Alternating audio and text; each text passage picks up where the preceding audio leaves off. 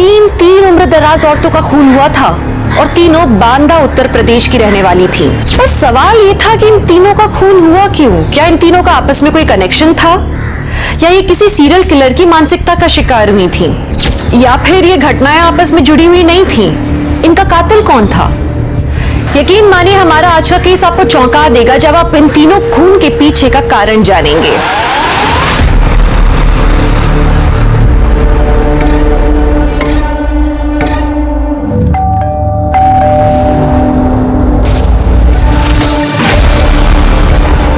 चित्रा दीदी, दरवाजा खोलिए ना चित्रा दीदी।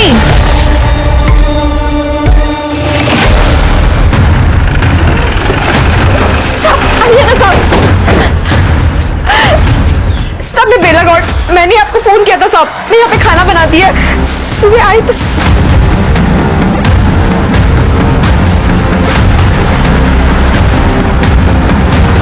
जरा चेक करो, बॉडी शायद दरवाजे के पीछे ही है। चलो खोलने का इंतजाम करो।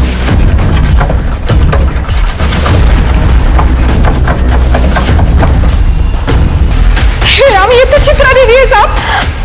चित्रा दीदी को कोई क्यों मारेगा? सर लगता है मरने से पहले भागने की कोशिश की थी। सर शायद ये फोन इनका है। हाँ चित्रा दीदी का है। ठीक है, एविडेंस बैग में डालो। और ये ताज की गड्डी का पान का बादशाह, इसे भी बैग में डालो। तो शर्मा तुम ठीक कह रहे थे, कमरे की हालत देखकर ऐसा लग रहा है काफी हाथापाई हुई है यहाँ, और चित्रा ने अपनी जान बचाने के लिए काफी स्ट्रगल किया था।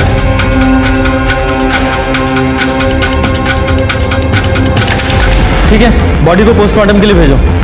सर शर्मा, जितना ये ब्लड लॉस हुआ है, घाव काफी गहरा है और हो सकता है कातिल ने घर के ही किसी बड़े चाकू का इस्तेमाल किया हो।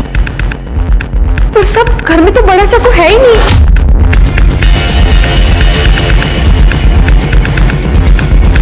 घर में और कौन कौन है? सब चित्रा दीदी और उनकी बेटी रेणु, बस 2 ही लोग थे। चित्रा दीदी के पति का एक्सीडेंट 5 साल पहले हो गया था। पर सब वैसे तो रेणु दीदी इस टाइम पे घर पे ही होती है। रेणु का नंबर है? रेणु का नंबर? हाँ सर, नंबर स्विच ऑफ। इस घर में रेणु का कमरा है? हाँ साहब, उधर।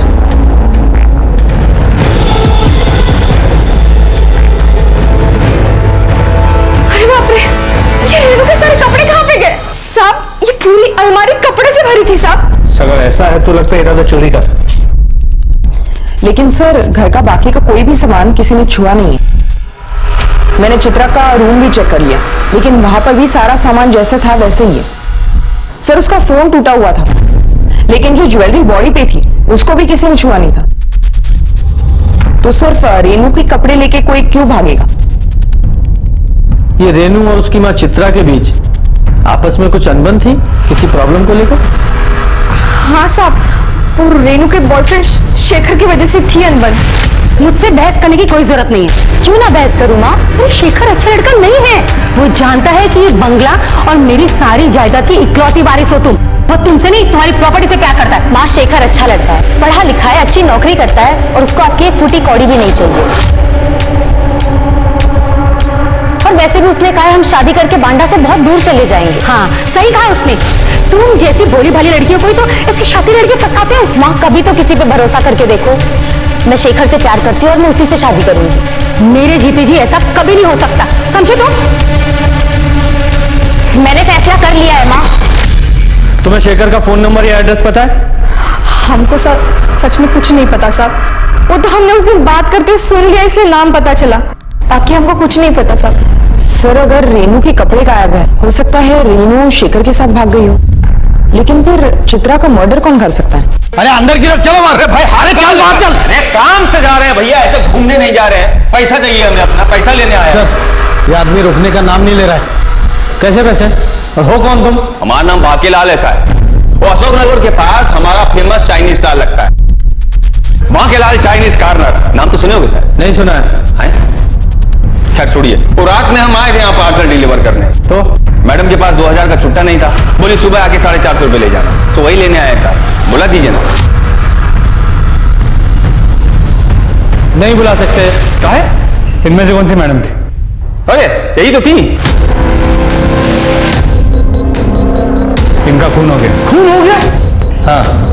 अरे मेरी मैया, तब अब हमारा 450 रुपया कौन देगा? हमें हमारा काम करने दो, जाओ यहाँ से। अरे तो आप ही दे दीजिए ना साहब। गुप्ता, बाहर निकालो से। अरे साहब, सुबह किसी का मेहनत का पैसा का मना नहीं करते। हमारा पूरा दिन खराब हो जाएगा। शर्मा, शेखर की पूरी कुंडली निकालो। रेनू का फोन ट्राई करते रहो। जी सर। सर, रेनू का फोन स्विच ऑफ आ रहा है। उसके कॉल रिकॉर्ड्स में एक नंबर मिला है जिससे उसकी काफी बातें हुआ करती थी। वो शेखर का नंबर है क्या? जी सर। उसका पूरा नाम शेखर गुप्ता है। मोबाइल रिकॉर्ड से उसका एड्रेस घनश्याम गली का मिला। हमने वहां जाके चेक किया तो पता चला वो घर उसने काफी पहले छोड़ दिया है। नया एड्रेस किसी के पास नहीं है। तो रेनू की तरह उसका फोन भी बंद आ रहा है। जी सर। दोनों को फोन ट्रैकिंग पर डालो। सर। सर हमने चित्रा के फोन रिकॉर्ड्स भी चेक किए, लेकिन उसमें भी कुछ सस्पिशियस नहीं मिला। ये फिंगरप्रिंट्स का क्या हुआ? सर पार्शियल फिंगरप्रिंट्स मिले, हमारे किसी काम के नहीं है। ठीक है, उन्हें भी बाकी एविडेंस के साथ रिकॉर्ड में रखो। सर। पर ये रेनू है कहाँ?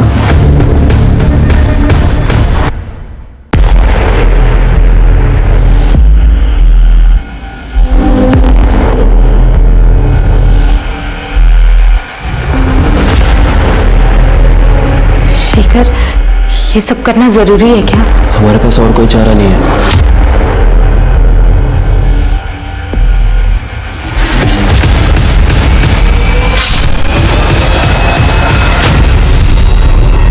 सर, ऐसे वार किया गया होगा चित्रा पे। बुचर नाइफ, मतलब मांस काटने वाले चाकू से 5 से 6 वार किए गए। इतने गहरे कि चाकू हड्डी तक जा पहुंची थी। और रेप के कोई साइंस है? नहीं सर, रेप या कोई सेक्सुअल एक्टिविटी नहीं हुई है। अशोकनगर मार्केट में पता करो, किसी ने हाल फिलहाल में कोई बुचर नाइफ खरीदा है क्या? सर, चित्रा के नौकरानी बेला का फोन आया था। अशोकनगर में एक खून हुआ।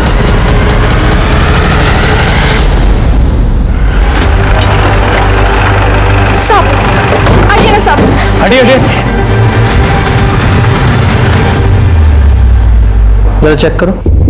सब हम सुबह काम के लिए घर से निकले थे तो ये सुधा दुबे है साहब। घर में और कौन कौन रहता है? 15 साल पहले पति ने छोड़ दिया, तब से सुधा कानपुर से या बांडा आ गई रहने के लिए। उनके साथ रहती है और टिफिन का काम करती है सब। इतना सब कैसे जानती हैं आप? इसलिए सुधा के बारे में सब पता है। वो राजू को भेज दिए हम कॉलेज, लड़कियों को बुलाने के लिए। तू यहाँ भी आ गया? यहाँ भी पैसे लेने आया क्या? वो रोड के उस तरफ हमारा ठेला है चाइनीज का, और राजू हमारा असिस्टेंट है, उसी को भेजे कॉलेज लड़कियों को बुलाने। यहाँ में सब जानते हैं साहब। क्यों बेला दीदी? वो पायल और छवि बस आते ही होंगे।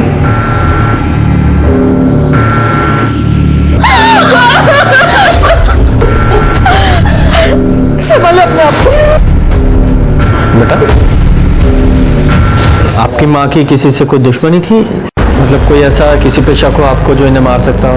नहीं सर, माँ तो हमेशा अपने टिफिन के बिजनेस में बिजी रहती थी और जब कभी हमें समय मिलता था हम भी उनकी मदद कर देते थे। सर, हम लोग ताश खेलते और पायल तो लोकल रमी चैंपियन है, तो शायद ये उसी ताश की गड्डी का हो।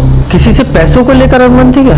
हाँ सर, माँ ने एक साहूकार से 50,000 रुपए उधार लिए थे, लेकिन माँ तो कह रही थी उधार के पैसे इकट्ठे हो गए हैं। तू जाके चेक कर।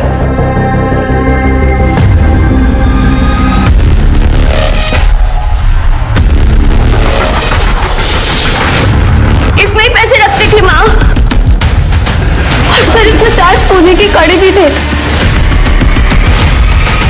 वो ईंट का बादशाह जिसपे खून लगा हुआ है, उसे लैब में भेजो। देखो फिंगरप्रिंट्स मिलते हैं क्या? जी सर। वैसे मौका वारदात को देख के लगता है कि कातिल घर में चोरी की इरादे से आया हो और फिर सुधा ने उसे देख लिया हो, या फिर ये भी हो सकता है सुधा ने उसे पहचान लिया तो खुद की आइडेंटिटी छुपाने के लिए उसको मार दिया। दोनों के घाव देखकर और मारने का तरीका सेम है। सर, लेकिन ये इत्तेफाक भी तो हो सकता है। हो सकता है, लेकिन अरे हम तुम्हें मदद करेंगे साहब। अरे दो ना भाई, लीजिए साहब चाय लीजिए, हमारे ठेले का चाय है। सोचा हम भी थोड़ा पुलिस की मदद कर दें। क्यों राजू? अरे लीजिए ना। नहीं चाहिए। अरे अरे साहब, कोई मदद चाहिए हो तो बताइए हमें। यहाँ सब लोग मदद मांगने हमारे ही पास आते हैं, बहुत इज्जत करते हैं हमारी। यहाँ तो कहा कहते हैं भाई, यहाँ के भाई हैं हम। हाँ भाई है ये, भाई है तो यहाँ का ज्यादा भाईगिरी दिखाएगा ना सीधा हवालात में डालूंगा। हमारे काम के बीच में ये अपनी नाक घुसेड़ना बंद कर, समझा? साहब आप तो बुरा मान गए साहब। साहब बहुत गुस्से वाले हैं। हम तो खाली मदद कर रहे थे साहब। वैसे पायल और छवि ने बताया होगा आपको कि निर्मला चौधरी से सुधा का 36 का आंकड़ा था। कौन है निर्मला? उसने भी टिफिन सर्विस का काम शुरू किया था ना, तो सुधा से कम रेट में खाना दे रही थी। तो सुधा और वो निर्मला का दोनों का आपस में बहुत झगड़ा हो गया था साहब। मेरे कस्टमर छीनना बंद कर। अरे मैं क्यों छीनूंगी तेरे कस्टमर? उन्हें हमारे यहाँ का खाना पसंद है, और जब उन्हें अच्छा खाना सस्ते दामों पर मिल रहा है तो वो तेरा घटिया खाना क्यों खाएंगे? मेरे खाने को घटिया बोली तो? मैं नहीं, तेरे कस्टमर बोल रहे हैं। ये धंधा मैंने पहले शुरू किया था। ए, आजाद देश में रहते हैं हम, तू मुझे धंधा करने से नहीं रोक सकती। चलो निकल। लेकिन कुछ समय बाद कस्टमर वापस सुधा के पास आ गए, जिसकी वजह से निर्मला बहुत भड़की हुई थी। कस्टमर्स को तो वापस आना ही था। अरे कब तक तेरा घटिया खाना खाते? कुछ भी बोल रही है ये। गलत लोगों से पंगा लिया तूने। तू जानती नहीं मैं जेल में रह के आया हूँ। दोबारा वही भेज दूंगी जहां से तू आया है, समझे? देखना मैं तेरा क्या करता हूँ मैं तेरा, समझी ना?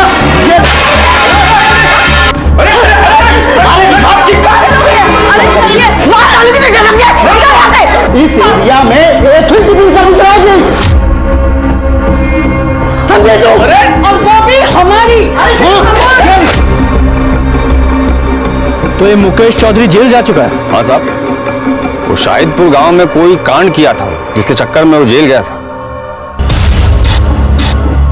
उसका एड्रेस बोलो। हाँ वो यही रहता है, मकान नंबर 10। 10 नंबर तो यही है। भाई साहब, ये मुकेश और निर्मला का घर यही है? हाँ यही। पता है कहाँ गए? सर सुबह 8:30 बजे कहीं बाहर जा रहे थे। अच्छा, उसका नंबर है? हाँ है ना सर। शर्मा ले लो। सर मुकेश के नंबर को ट्रैकिंग पे डाल दिया है और शाहिदपुर पुलिस स्टेशन को मुकेश के केस की डिटेल्स हमें भेजने के लिए कह दिया।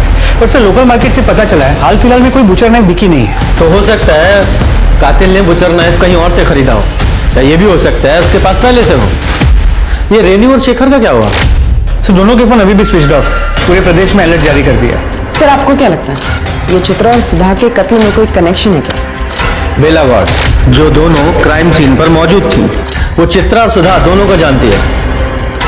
चित्रा के घर में चोरी नहीं हुई, लेकिन सुधा के घर में चोरी हुई है। अगर ये मान भी लें कि इस बेला गौड़ ने दोनों को मारा है, तो मोटिव क्या हो सकता है? सर, बेला का मकान मालिक संजय चतुर्वेदी आपसे बात करना चाहता है। बुलाओ। सर बस्ती में हम आपसे ये बात कर नहीं पाए, लेकिन सुधा और बेला के बीच में कुछ भी ठीक नहीं था जब से वो कूड़े वाला हादसा हुआ था। कूड़े वाला हादसा मतलब? सर वो सुधा नॉनवेज पकाती है और उसका बचा हुआ जो भी गंदगी है ना, वो पंजे और हड्डी वगैरह, वो सब बाहर कूड़ेदान में डाल देती थी। और बेला को उसकी बदबू से बहुत दिक्कत होती है क्योंकि वो शाकाहारी है। सर बेला ने सुधा को कई बार बोला वो कूड़ा वहां से हटाने के लिए, और एक दिन कुत्तों ने वो कूड़ेदान पलट दिया और वो सारी गंदगी बेला के घर के सामने निखर गई। तुमने तो हमारे घर में घोषित कर दिया रे। ज्यादा ड्रामा करने की जरूरत नहीं है तुझे। मैंने तो सुना है तेरा बेटा आशीष चिकन तंदूरी खाता है रफीक के ठेले पे। सर आशीष बेला का इकलौता बेटा है और बहुत सर पर चढ़ा रखा है उसको। नौकरानी का काम करती है, पर इतने पैसे पता नहीं कहां से लाती है कि उसकी हर फरमाइश पूरी करती है। किराया देने के लिए पैसे नहीं है सर उसके पास। और आज सुबह जब मैं किराया लेने गया तो बहुत हो गया तुम्हारा नाटक। आशीष को 15,000 रुपए का फोन दिलाया है और हमारा किराया देते वक्त आनाकानी करते हो। अगले महीने पैसे दे दूंगी। इस महीने पैसे खत्म हो गए।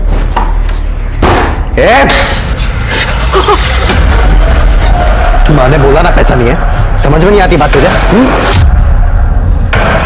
तुम दोनों की कंप्लेंट करूंगा पुलिस में। चल निकल।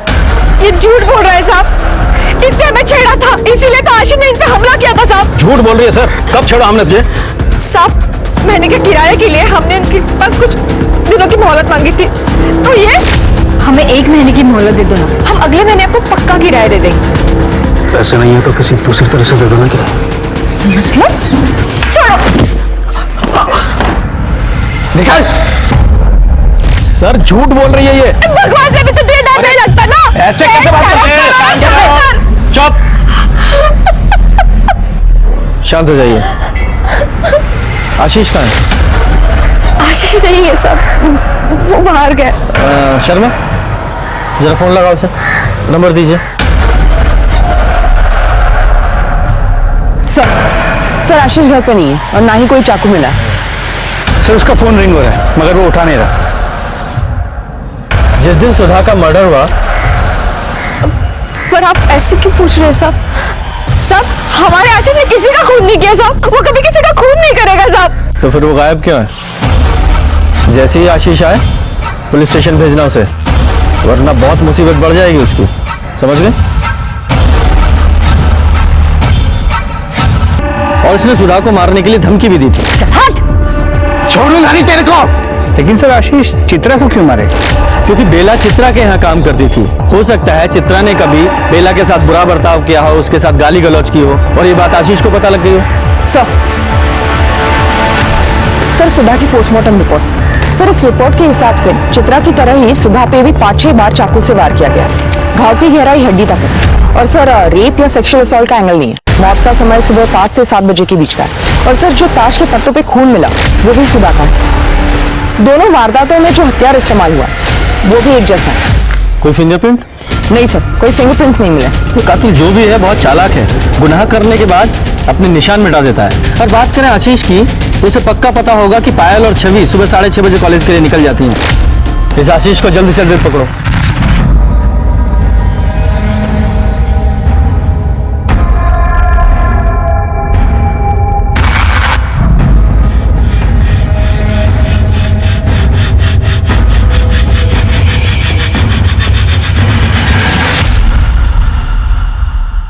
ये ले, सुबह का टाइम है, चाय पी और ये बता सुधा को कैसे मारा? सर मैंने किसी को भी नहीं मारा है। फिर 10 फरवरी को तेरे फोन की लोकेशन सुधा के घर के पास की क्यों है? बोल। सर आप शायद भूल रहे, मैं सुधा आंटी के बगल में ही रहता हूँ, तो मेरी लोकेशन वही की बताएगी ना, ताजमहल की थोड़ी ना बताएगी। बहुत होशियार बन रहा है तू। गुप्ता, इसे ले जाके बोरे में भरो और इतना कूटो जिसे ताजमहल नजर आना चाहिए। चल जा। सर मैं बताता हूँ, मैं बताता हूँ। बोल। सर मैं कॉलेज में 2 बार फेल हो गया था, इसलिए मुझे पढ़ाई छोड़नी पड़ी। मेरी माँ एक सेठ के पास काम करती थी और सेठ ने मुझे सेल्समैन की नौकरी भी दी, लेकिन उसकी एक शर्त थी कि पहले मैं अपने एग्जाम्स क्लियर कर लूँ। और छवि भी वही कॉलेज में पढ़ती है, तो मैंने सोचा कि मैं उससे नोट्स ले लूँगा और वो ठीक सुबह 6:30 बजे अपने घर से निकलती है कॉलेज के लिए, तो इसीलिए मैं उसके घर चला गया था। अच्छी कहानी है, बहुत सुंदर। आगे बता।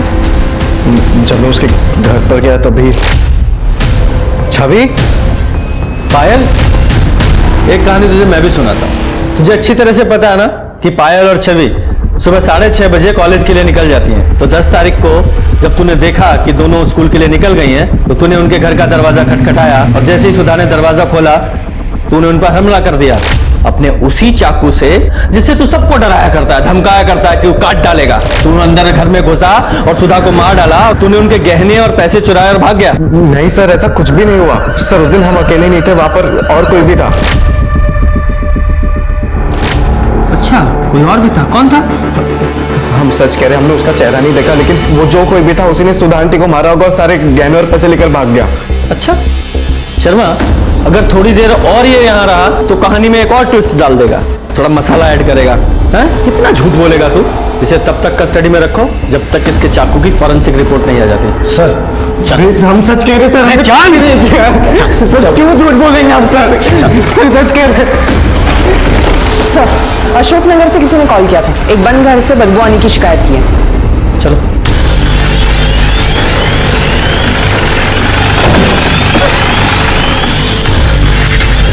गुप्ता, ताला तोड़ो।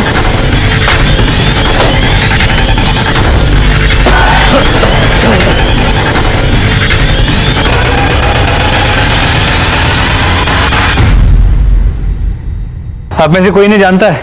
जी, मैं इसकी पड़ोसन। आपका नाम? वंदना साहू। इनका नाम क्या है? कल्पना। आखिरी बार कब देखा था इन्हें? ये करीबन 7-8 दिन पहले। 7-8 दिन पहले? 7-8 दिन से घर में कोई आ जा नहीं रहा है, कुछ अजीब नहीं लग रहा आप लोगों को? पिछले बार जब हम मिले तो कल्पना बता रही थी उसे बद्रीनाथ की यात्रा पर जाना है। तो हमें लगा कि वो बद्रीनाथ की यात्रा पर चली गई होगी। अच्छा, इनकी फैमिली में और कौन कौन है? वो भी 3 साल पहले कोई दूसरी जाति के लड़के के साथ भागकर शादी कर ली। कोई जॉय विश्वास नाम है। भाग के शादी की? और इस शादी से कल्पना खुश नहीं थी, इसलिए अपनी बेटी से सारे रिश्ते नाते तोड़ ली थी। सर देख के लगता है इसको भी सुधा और चित्रा की तरह मारा गया। और सर लाश की हालत देख के लगता है 7-8 दिन पहले इसकी मौत हुई है। 7-8 दिन पहले? 7-8 दिन पहले तो चांदनी आई थी कल्पना से मिलने। वंदना, हम सोच रहे हैं कि 1-2 दिन बाद में बद्रीनाथ की यात्रा पर जाकर आए। क्या बात है, तो कब वापस आओगी?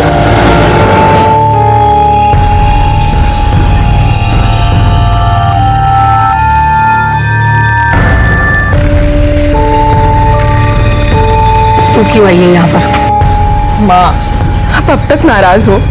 3 साल हो चुके उस बात को लेकर। अब तो अपना गुस्सा छोड़ दो ना, मिट्टी डाल दो उन पुरानी बातों पर। मैं कलकत्ता से सिर्फ और सिर्फ आपके लिए आई हूँ। मेरी बेटी 3 साल पहले मर चुकी है। नहीं माँ, उसने भागकर अपनी मर्जी से किसी दूसरी जाति के लड़के के साथ में शादी कर ली थी। हम तो उसका क्रियाक्रम भी कर चुके हैं। नहीं माँ, आप कैसी बातें करिए? माँ, एक बार हमारी बात सुन लीजिए। माँ, प्लीज दरवाजा खोलिए। माँ प्लीज, एक बार हमारी बात सुन लीजिए। माँ, अपने आप माँ का मन पिघल जाएगा, उसे थोड़ा समय दो। हम आपसे बहुत प्यार करते हैं माँ। अगले दिन हमने देखा कि दरवाजे पे ताला लगा हुआ था और दरवाजे पे कोई गिफ्ट नहीं थे। तो हमें लगा कि कल्पना बद्रीनाथ की यात्रा के लिए निकल चुकी होगी। ठीक है, फिलहाल आप सब लोग जाइए, जरूरत पड़ी तो वापस बुलाएंगे। जी सर, हमने तो पूरा घर चेक किया, कहीं पर भी गिफ्ट्स नहीं मिले। हो सकता है कल्पना ने गुस्से में आकर बाहर फेंक दिया हो। चांदनी को कोलकाता इन्फॉर्म करो और उसे यहाँ बांदा आने के लिए बोलो। सर, हुक्म का बादशाह। ये चित्रा के घर पे भी हमें, कल्पना के घर पे ये हुक्म का बादशाह, किंग ऑफ स्पेड्स, पायल और छवि से कहिए पत्ते उनके ताश की गड्डी के तो नहीं? अब ये तो वो दोनों ही बता पाएंगे। चलो चल के पूछते हैं। अखिलेश, तुम होश में हो? हमने तुमसे कहा ना हमें तुमसे शादी नहीं करनी है। पर क्यों नहीं? मैं पढ़ा लिखा हूँ, अच्छा कमा लेता हूँ, हाइट बॉडी सब अच्छी है, और क्या चाहिए तुझे? पायल प्लीज समझा करो। पायल, लड़की पे हाथ उठाता है, शर्म नहीं आती तुझे? तू बीच में क्यों कूद रहा है? क्या से? निकल क्या कर रहे हो तुम? क्या झगड़ा हो रहा है? क्या झगड़ा कर रहा हो? क्यों? सर, मैं पायल से प्यार करता हूँ। मैं नहीं करती सर। सुन लिया? चल अब निकल यहाँ से, और आगे से इस घर के आसपास भी दिखाई दिया तो सीधे हवालात में डालूंगा। सर, पर चल निकाल। और तू? दोस्त है सर। फिलहाल निकलो यहाँ से, बाद में आना। चलो। पायल, तुम्हारी ताश की गड्डी में से कुछ कार्ड्स गायब हैं क्या? सर, ये तो पूरे हैं। क्या कभी आशीष ने तुमसे कॉलेज के नोट्स मांगे थे? नहीं सर, कभी नहीं। और अगर वो नोट्स मांगता भी तब भी मैं उसे नहीं देती। और दीदी, ये भाई ने खाना भेजा है। पैसे कितने हुए? भाई की तरफ से है, भाई ने कहा है पैसे नहीं लेना है।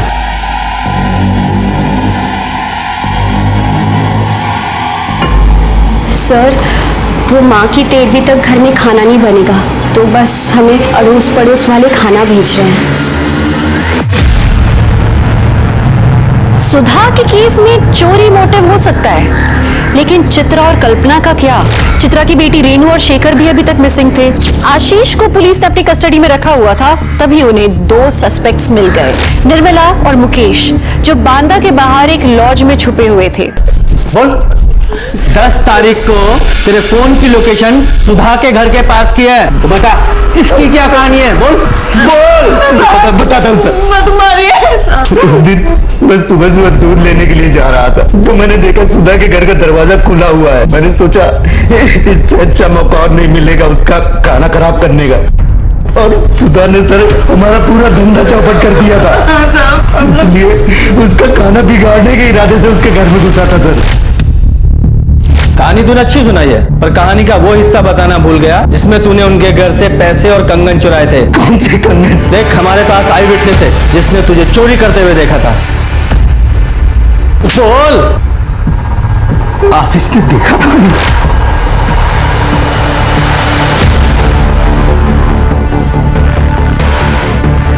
बोल, चोरी का सामान कहाँ है?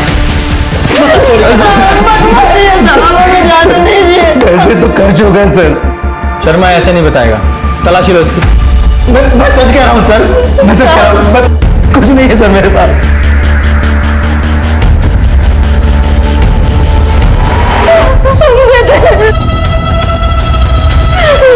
जाने दो साहब। ये है ना कंगन? अब बता, वो छुरा कहाँ है जिससे सुधा को मारा था? कहाँ है वो छुरा? सर हम चोरी की है, हमने चोर नहीं किया हमने किसी के साथ। फिलहाल इन्हें अंदर ही रखो और इनके खिलाफ चोरी की चार्जशीट बनाओ। मर्डर की बाद में देखेंगे।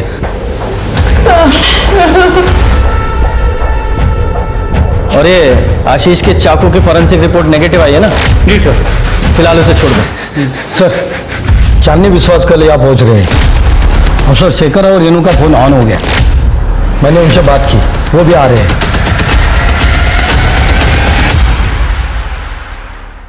सर, माँ को हमारा रिश्ता मंजूर नहीं था क्योंकि शेखर हमारी कास्ट का नहीं था।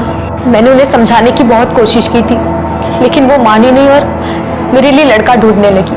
इसलिए मैंने और शेखर ने भागने की सोची, लेकिन मैंने सपने में भी नहीं सोचा था कि उसी दिन माँ के साथ। सर हम लोग उस दिन इंदौर भाग गए थे। वहाँ पे मेरे कुछ रिलेटिव्स थे जिन्होंने हमारी मदद की। घर से कितने बजे निकली थी? सर, करीब सुबह के 5 बजे के आसपास। अच्छा, ये भी तो हो सकता है कि घर से जाते वक्त जब तुमने अपनी माँ के पैर छुए तो उनकी आंख खुल गई, तुम्हारी और तुम्हारी माँ की लड़ाई हुई और वो लड़ाई झगड़ा सुनकर तुम अंदर आए और तुम दोनों ने मिलकर चित्रा जी को मार दिया। और फिर ये मुझे इंदौर वाली और शादी की कहानी सुना रहे हो तुम लोग। सर, क्या बोल रहे हैं आप? हमारी माँ थी वो, हम उन्हें कैसे मार सकते हैं? हाँ सर, हम क्यों मारेंगे उन्हें? तो फिर ये चाकू, इसकी क्या स्टोरी सुनाओगे? तुम्हारे पास से मिला ना, ये तुम्हारे बैग में था ना? सर ये चाकू हमने इंदौर में खरीदा था क्योंकि रेनू के बैग का लॉक जाम हो गया था और हमारा सारा सामान उसी बैग में था सर। हमारे पास कोई और चारा नहीं था इस चाकू से बैग को काटने के लिए। पुलिस को बेवकूफ समझते तुम? बैग काटने के लिए इतना बड़ा चाकू कौन खरीदता है? सर हम लोग बहुत डरे हुए थे, हमें कुछ समझ में नहीं आ रहा था हम क्या करें। उस समय सर जो हमें सही लगा हमने वो किया। और सर ये दुकान का बिल सर, ये उसी दुकान का बिल है जहाँ से हमने सारा सामान और ये चाकू खरीदा था। फिलहाल तो जा सकते हो, लेकिन तुम्हारा सारा सामान यही हमारे पास रहेगा एज एविडेंस। शहर छोड़कर कहीं मत जाइएगा। जब तक ये केस सॉल्व नहीं हो जाता तब तक तो बिल्कुल भी नहीं। जाइए अभी। जी सर। सर एक बात थी, जब हम बांदा से निकल रहे थे तो मुझे एक कॉल आया था। हेलो, उस आदमी ने कहा था कि उसने मेरी सारी मुसीबतें दूर कर दी है और अब मैं आराम से अपनी शादीशुदा जिंदगी एंजॉय कर सकती हूँ। किसका कॉल था? कौन से नंबर से? सर ये नंबर से। शर्मा, जरा इस नंबर पे कॉल लगाओ, देखो कौन है।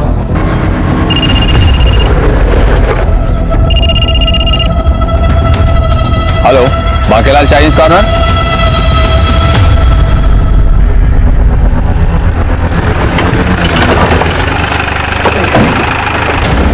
अरे आइए आइए साहब आइए। अरे हक्का नूडल खाइए साहब, हमारी दुकान का बहुत फेमस है। ए राजू, सबके लिए हक्का नूडल लगाओ। कोई हक्का नूडल नहीं चाहिए तेरा। क्या हुआ साहब? चेक करो जरा। चेक कर रहे हैं साहब। रेनू चौबे को फोन करके क्या बोला तूने कि उसकी सारी मुसीबत दूर कर दी है तूने?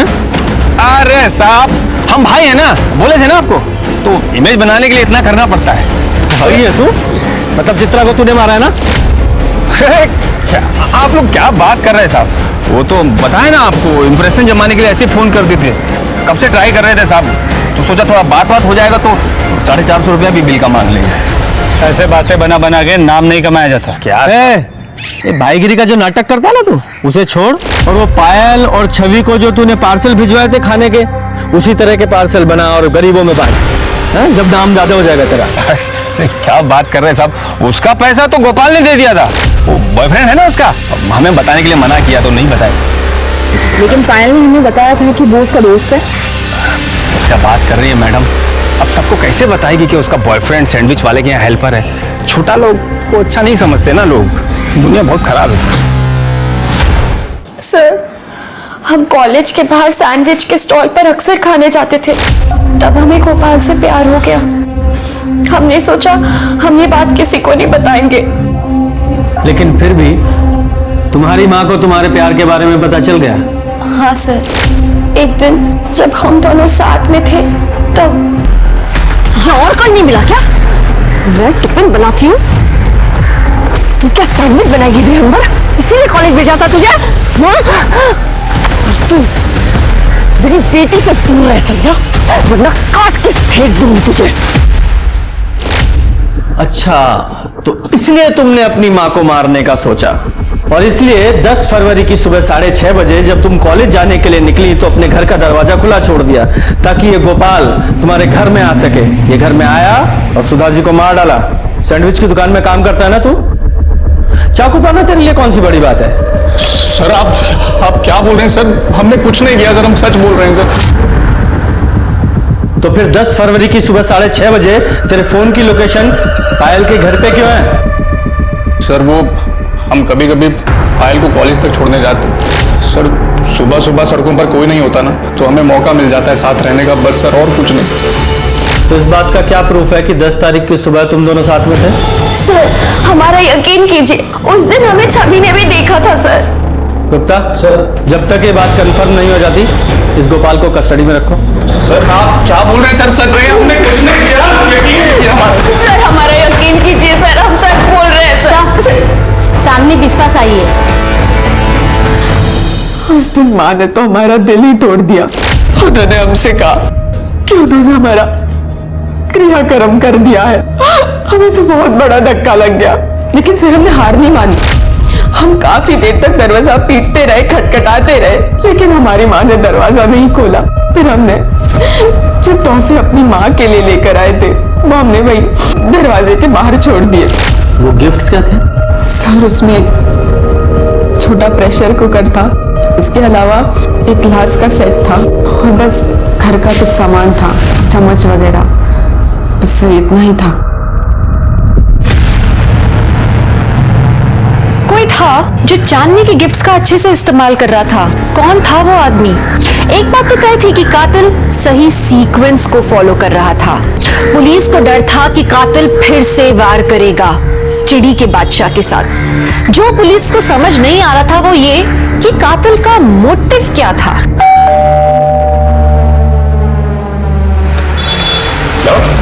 अरे बार बार खाना देने की जरूरत नहीं है। अरे रख लीजिए, पहले ही आपके लिए बहुत कुछ कर चुके हैं। ये खाना का चीज मतलब हम समझे नहीं।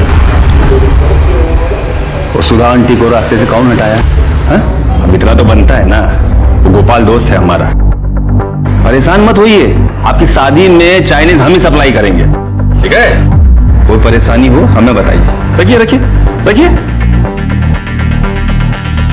मिलते हैं।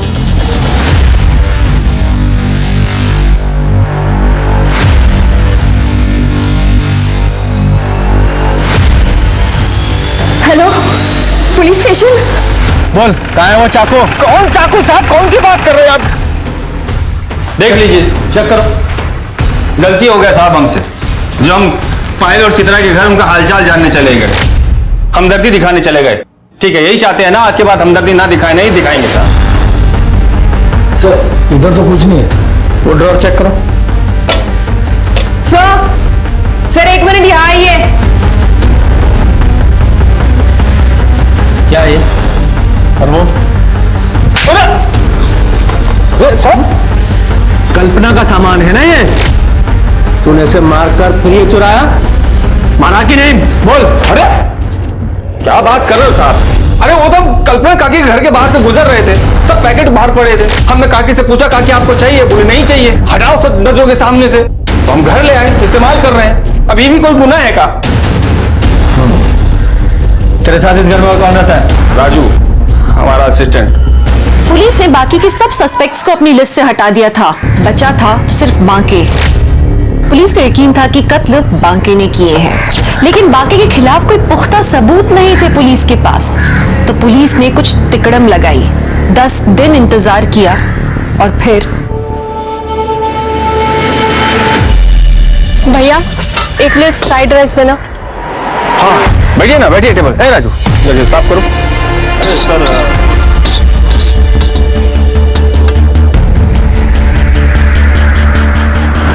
बाबू जरा संभालो इसको।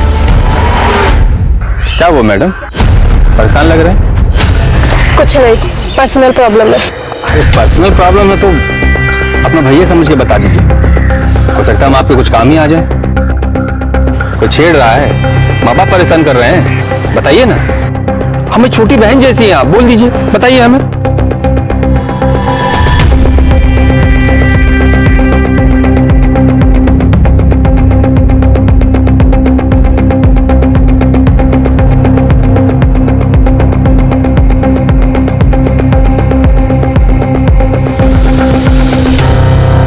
सर काम हो गया।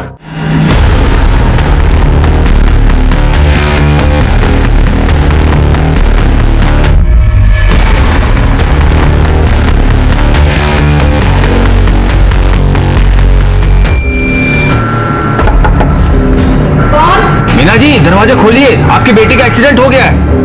कहाँ है मेरी बेटी?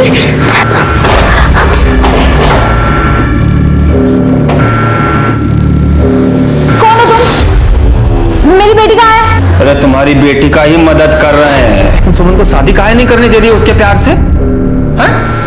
काहे अपनी बेटी की जिंदगी का कांटा बन गई हो? तुम लोगों को जीने का कोई हक नहीं है, और सुमन की जिंदगी का कांटा तो हम निकाल देंगे।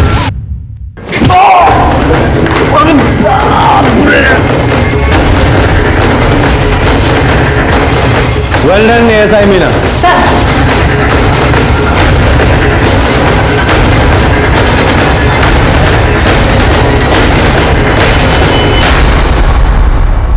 हमारा नाम सीमा शुक्ला है, हमारा बॉयफ्रेंड है दिनेश, वो कानपुर में रहता है। हम दोनों एक दूसरे से बहुत प्यार करते हैं, शादी भी करना चाहते हैं, पर मेरी माँ इस रिश्ते के खिलाफ है। अरे घबराइए मत, रोइए मत, हम आपकी मदद करेंगे। मदद? पर आप कैसे करेंगे? आप अपनी माता जी का पता और नंबर दे दीजिए हमें, और आप अपने बॉयफ्रेंड दिनेश के पास चले जाइए, बाकी हम सब संभाल लेंगे। इस ताश की गड्डी में सिर्फ एक ये चिड़ी का बादशाह मिला है हमें, बाकी के 3 बादशाह तीनों बॉडीज के पास मिले, और ये गड्डी तेरे बैग में। और ये बादशाह भी तू आज मर्डर के बाद बॉडी के पास फेंकने वाला था, क्यों? सच कहा ना?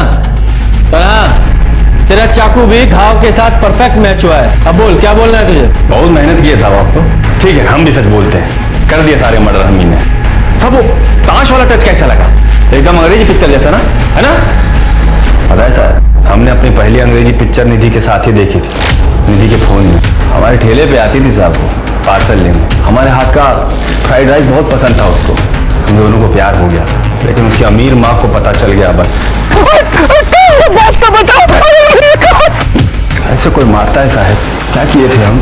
निधि भी तो हमसे प्यार करती थी, तो दुनिया की मिर्ची काहे लग रही थी? हम दोनों को जुदा कर दिया साहब, और कोई हमारा मदद नहीं किया। तब हम डिसाइड किए कि हम गुंडा बनेंगे, और आज के बाद कभी किसी जोड़े को जुदा नहीं होने देंगे हम। तो इसलिए तूने कल्पना, चित्रा और सुधा को मार डाला? वो कल्पना चांदनी को खरी खोटी सुना रही थी साहब। काकी, रेनू का नंबर कहाँ से मिला? क्या साहब, अरे खाने का पार्सल के लिए दोनों अपने ही नंबर से फोन करती थी, तो दोनों का नंबर हमारे पास था। जब हम पार्सल डिलीवर करने गए तो चित्रा और रेनू को लड़ते हुए सुना। चित्रा भी रेनू के रिश्ते के खिलाफ, और एक दिन बाद हमें पता चला कि सुधा भी पायल के रिश्ते के खिलाफ। वो गोपाल दोस्त है हमारे साथ, वो बताया हमें कि कैसे सुधा ने उसे जान से मारने का धमकी दिया है। बस फिर हमने हाँ, तो इसलिए तू हमारे सामने सबकी मदद करने का नाटक करता था ताकि हमें तुझ पर शक ना हो, लेकिन देखा कानून के हाथ तुझ तक पहुंच ही गए। अच्छा किए साहब आप हमें अरेस्ट कर लिए। अब हम जमानत पे बाहर आ जाएंगे, नेता बन जाएंगे, नेता चुनाव लड़ेंगे, जीतेंगे और फिर किसी जोड़े को जिंदगी में जुदा नहीं होने देंगे साहब। पुलिस भी हमारा कुछ नहीं कर पाएगी। गलतफहमी है तुझे, फांसी होगी तुझे, फांसी, और तू कभी बाहर नहीं आ पाएगा। पुलिस की चालाकी ने उन्हें कातिल को पकड़ने में कामयाबी दिलाई। बांके लाल तिवारी को 3 हत्याओं के लिए गिरफ्तार किया गया और कोर्ट केस में उसे मानसिक रूप से असंतुलित पाया गया। बांके को लगता था कि वो एक गुंडा है, प्यार का पहरेदार है और 2 प्रेमियों के बीच में आने वालों को वो सबक सिखाना चाहता था, उन्हें मार देना चाहता था। आज बांके पागल खाने में है। आप अन्याय कभी ना सहे, लेकिन न्याय का बेड़ा अपने सर पे ना उठा ले, इस आशा के साथ मैं दिव्यांका त्रिपाठी दहिया अब लेती हूँ आपसे विदा। 130 करोड़ की आबादी वाले इस देश में आज एक ऐसे केस पर दिए गए कोर्ट के नतीजे ने खुद कानून के रक्षकों को भी चौंका दिया है। ये केस शायद इस साल का सबसे बड़ा और हैरतअंगेज केस होने वाला है। दिन भर इधर उधर घूमता रहता है, कभी इस लड़की को छेड़ा, कभी उस लड़की को छेड़ा। आधा दिन तो तेरी शिकायतें सुनने में बीत जाता है मेरा। और ये क्या है? क्या है ये? आई आई आई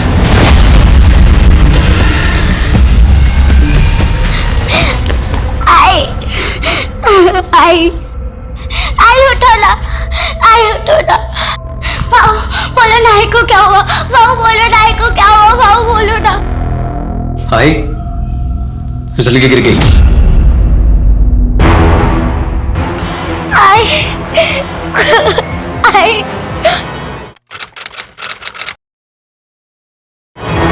हेलो बच्चों, गुड मॉर्निंग, गुड मॉर्निंग। अच्छा आज कुछ नया करते हैं, ठीक है? चेस खेले? हाँ। कौन खेलेगा पहले? रितु आओ। रितु क्या हुआ रितु? कृति दीदी के साथ चेस नहीं खेलना? हाँ?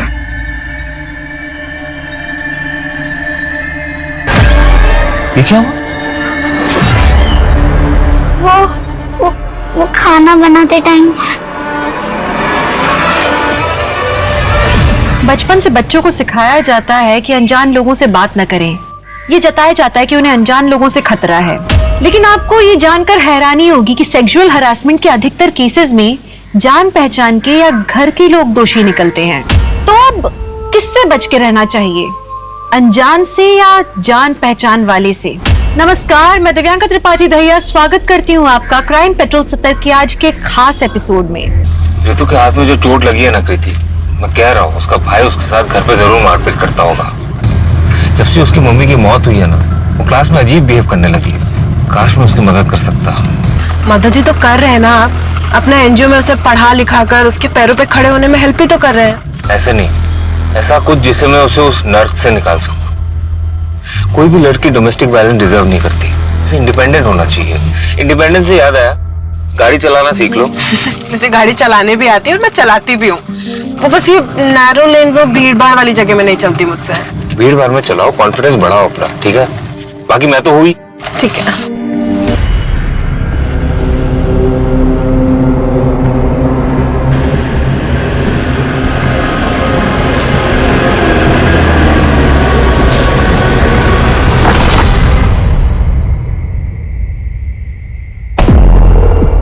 चलो बाय भैया। बाय।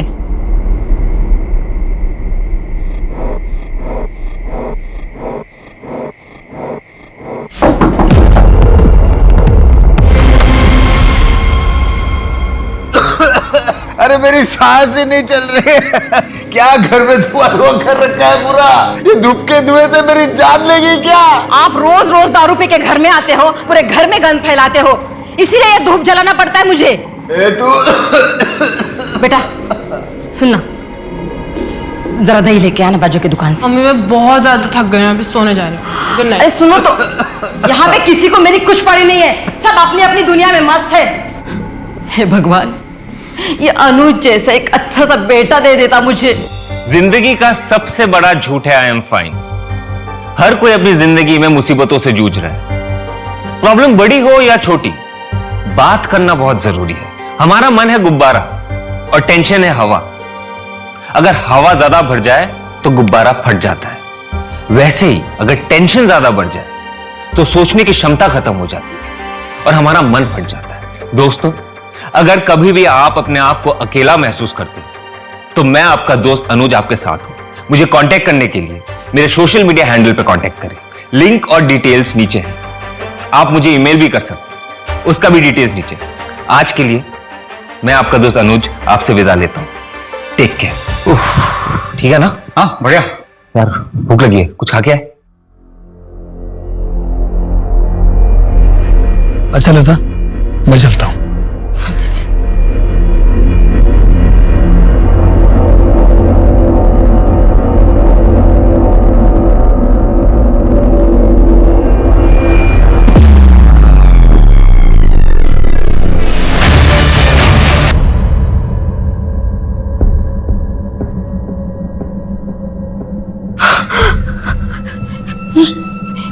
ये कैसे हो गया?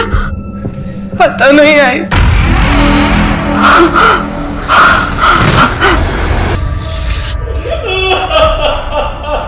सर गैस खत्म हो गया था और मम्मी डायलिसिस के लिए गई थी। बाबा भी घर पे नहीं थे। मैंने भैया को कॉल करके बुला लिया। ये रहा सिलेंडर, देखिए ना इसका पाइप फिट नहीं हो रहा मुझसे। चलो अभी कर देता हूँ। हाँ आप कीजिए ना, मैं फ्रेश होके आती हूँ। ठीक है। और थोड़ी देर में मुझे सामान गिरने की आवाज आई।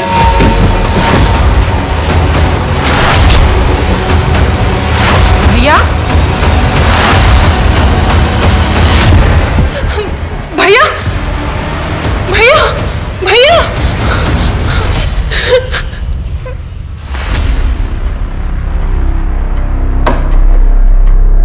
दरवाजा कब से खराब है? सर आज सुबह से ही खराब है। मैंने कारपेंटर को कॉल किया, वो शाम तक आएगा।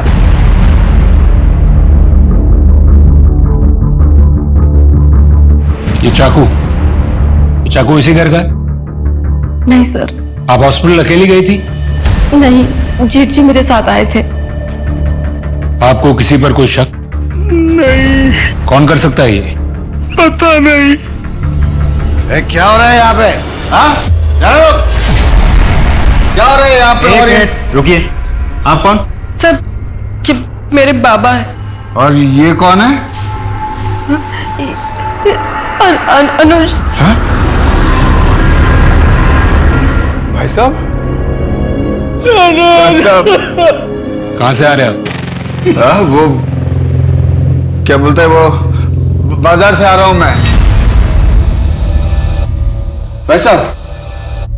शिंदे, यहाँ आजू बाजू के लोगों से पूछताछ करो। शायद किसी ने किसी को अंदर आते हुए देखा हो। और सोसाइटी के वॉचमैन से भी पूछताछ करो, शायद उसने भी कुछ देखा हो। Right sir.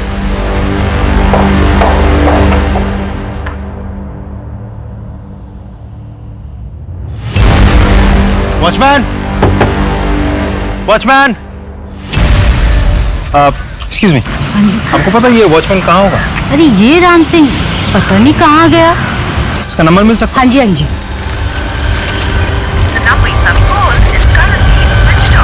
ये वॉचमैन का फोन ट्रैकिंग पे डालो और ऑन होते ही मुझे इन्फॉर्म करो। और उसकी बैंक डिटेल्स भी निकलवाओ और उस पर नजर रखो कि वो कोई पैसे विड्रॉ करता है या नहीं। सर। और ये फिंगरप्रिंट्स लेने के लिए फॉरेंसिक डिपार्टमेंट कब आ रहा है?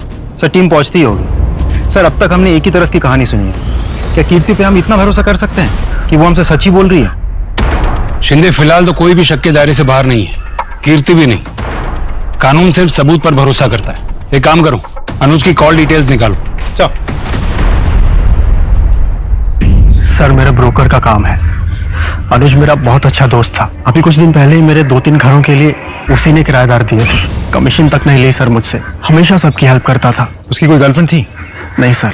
कीर्ति और अनुज के बीच रिश्ता कैसा था? नॉर्मल था सर। एक नॉर्मल भाई बहन के बीच में जैसा बॉन्ड होता है वैसा ही था। सर बड़ी अच्छी लड़की है कीर्ति। कॉलेज से आकर मैथ्स पढ़ाती है मेरी बेटी को। बहुत अच्छे नंबर आए हैं इस बार एग्जाम में सर। लेकिन कीर्ति के पिता ओम है ना, वो एक नंबर का शराबी और बेवड़ा है। लेकिन अनुज वो तो हीरा था हीरा। वो एक एनजीओ चलाता था, कन्या विकास संस्था।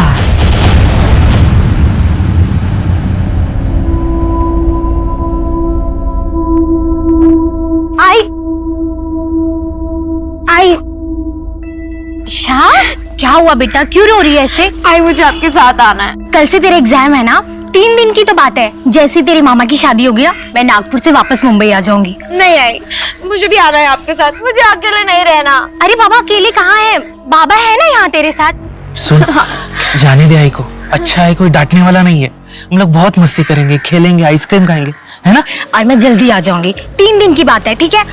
आप ध्यान रखो है इसका। चलती हूँ। चलिए भैया, बाय।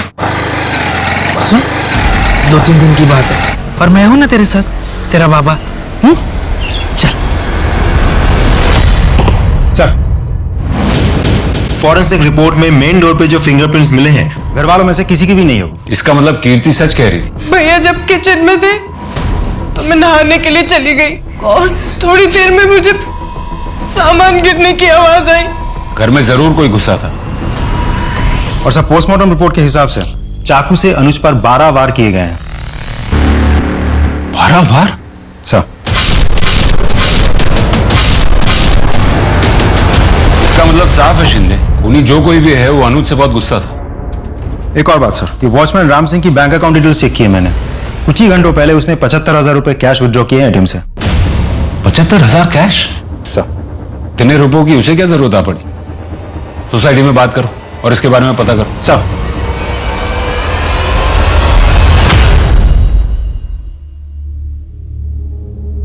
ताऊ जी, खाना।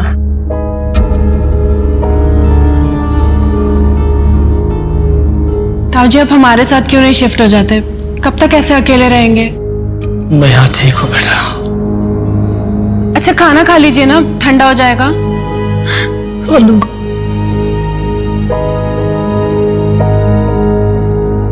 अनुज के साथ किसने किया होगा ये सब? तुम दोनों में तो एक दोस्ती जैसा रिश्ता था ना बेटा। शायद अनुज ने तुझे कभी बताया हो। नहीं ताऊ जी। ताऊ जी बेटा, मैं एक रिक्वेस्ट करना चाहता हूं तुझसे। बोलिए ना। एनजीओ शुरू किया था अनुज की मम्मी ने, और उसके जाने के बाद अनुज ही संभालता था उसे। मेरी एक रिक्वेस्ट है बेटा, एनजीओ को तू संभाल ले। ताऊ जी, लेकिन मैं कैसे कर पाऊंगी ये सब? कर पाएगी बेटा, मेरा विश्वास है तू कर पाएगी। करेगी ना? बोल। हेलो हेलो हेलो, क्या पी रहे हो तुम लोग? हाँ तुम लोग रोज बोलते थे ना मैं तुमको कभी नहीं पिलाता हूँ। ये लो आज मेरी तरफ से, वो भी अंग्रेजी वाली। ये मार, ये देख।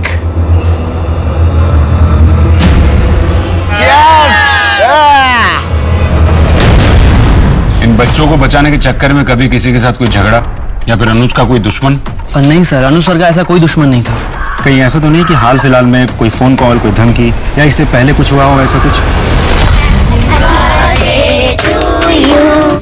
Thank you so much. भैया इसमें ना हम सब ने आपके लिए कुछ लिखा है। ये ना मेरा बर्थडे का बेस्ट गिफ्ट है। Happy birthday to you. Thank you so much. Sir thank you तो मैं आपसे कहना चाहती हूँ, इन बच्चों के फ्यूचर के लिए कितना कुछ कर रहे हैं आप। सर अनुज सर का कौन दुश्मन हो सकता है? उन्होंने तो सबके लिए अच्छा ही किया है, कभी किसी के लिए बुरा नहीं किया। सर ऐसे तो उनका कभी किसी के साथ झगड़ा नहीं हुआ, पर कुछ दिन पहले। क्या कुछ दिन पहले क्या? सर अनुज सर के सोशल मीडिया पर बहुत सारे फॉलोअर्स हैं। वो मोटिवेशनल वीडियोस बनाते हैं ना, तो अक्सर लोग ऑफिस में उनसे मिलने आया करते।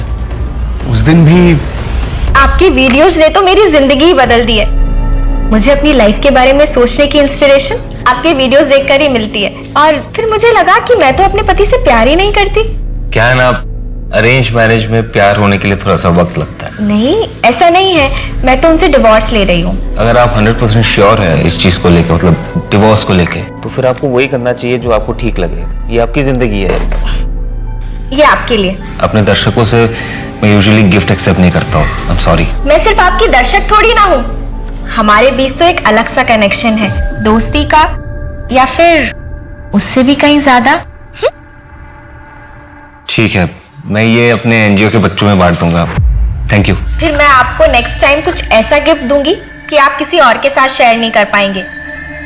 2 दिन के लिए मेरे पति बाहर जा रहे हैं, हम डिनर पर चले?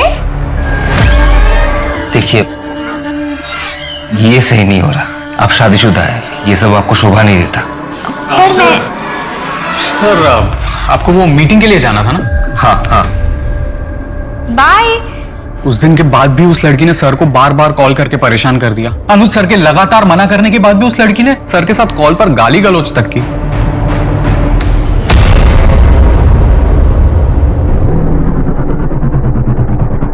ये कपड़े इतने गंदे कैसे हो गए? वो गाड़ी गई थी पास से, पूरा कीचड़ उछालते हुए चली गई। बदल ले कपड़े। हाँ। कहाँ जा रही है? कपड़े बदलने, कमरे में। अरे, तो मेरे सामने बदलना कपड़े? मुझसे कैसी शर्म? रुक, मैं कपड़े देता हूँ मैं तुझे।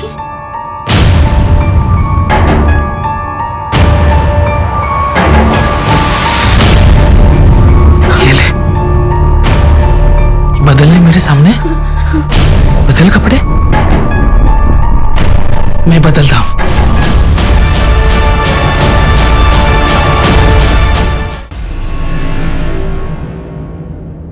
सर, उस वॉचमैन राम सिंह के बारे में कुछ पता चला है। इस आदमी को इससे पहले 3 नौकरियों से निकाला गया है। इसके झगड़ालू स्वभाव की वजह से ये कहीं भी जाता है, लड़ाई करता है, झगड़ा करता है। एक और बात सर, इसके खिलाफ एक पुलिस कंप्लेंट भी है। एक आदमी को बहुत बुरी तरह से पीटा था इसने।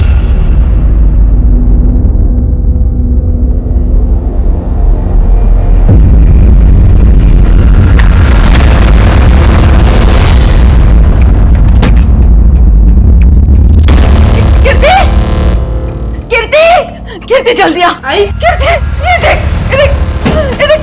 ये देख ना, सब खाली है। पैसे नहीं, गहने नहीं, कुछ भी नहीं। लास्ट कब देखे थे गहने? सर, कुछ 4-5 दिन पहले। आई लॉकर ज्यादा खोलती नहीं है। उन गहनों की कोई फोटोज? हाँ।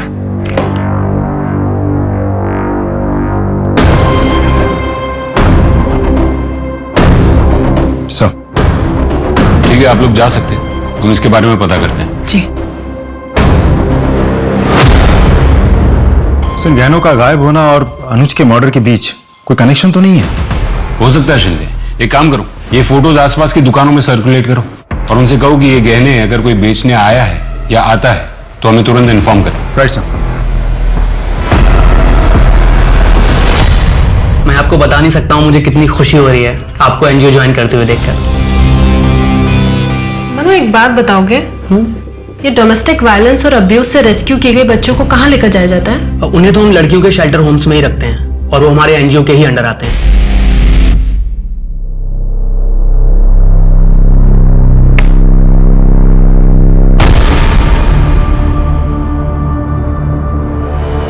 जली रोटी। पिछली बार जो तुझे दर्द दिया था भूल गई क्या? जो आज फिर से मुझे जली रोटी खिला रही है? देख, मीट पे कौन है? अरे तू क्या है आपका?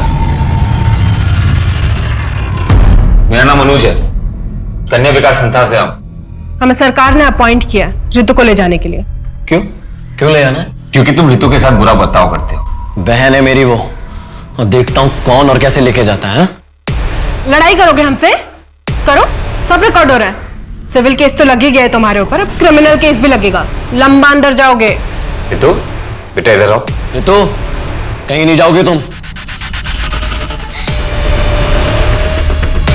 करूंगा। देख लूंगा तुम सबको। देखेगी तो पुलिस तुमको, कल आएगी तुम्हारी खातिरदारी करने। चल।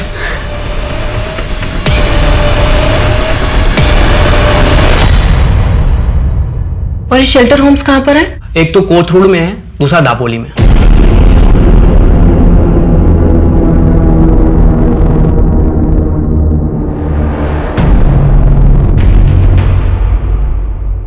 शर्म नहीं आई तुझे? बता कहाँ मुंह काला करके आई है? छोड़ूंगी नहीं मैं तुझे। शर्म नहीं आई तुझे? हाँ, क्या करेगा गिरे? अरे इससे पूछो क्यों मार रही हूँ?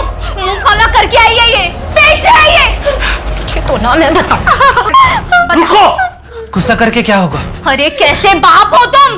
तुम्हें शर्म आनी चाहिए। तुम्हारी बेटी मुंह काला करके बैठी है और तुम्हें कोई फर्क ही नहीं पड़ रहा है। रुको तो रुको, मैं देखता हूं, मैं संभालूंगा। गुस्सा करके कोई मतलब नहीं है, बस।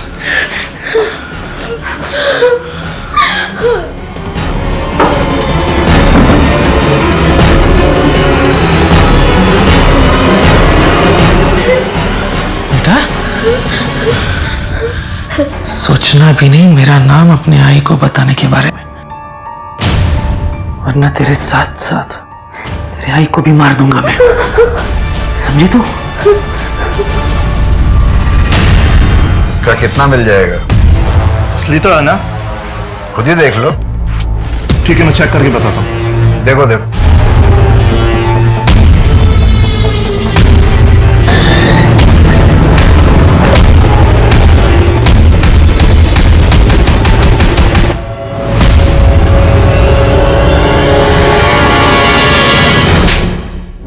खुद के घर में चोरी क्यों की तूने? साहब जरूरत थी पैसों की।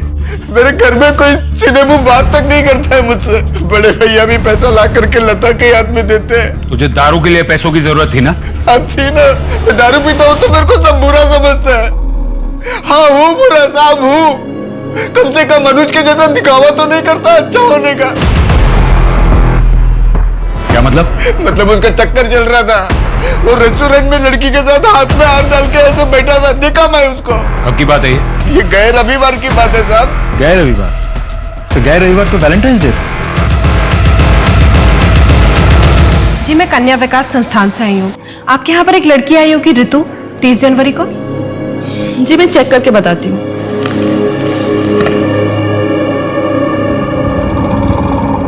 नहीं, ऋतु नाम की तो कोई लड़की नहीं आई है। शायद कोट रूट वाले शेल्टर होम ले गए हो। नहीं, वहां तो मैं पहले ही देख कर आई हूँ, वहां तो नहीं है। कहाँ गई होगी?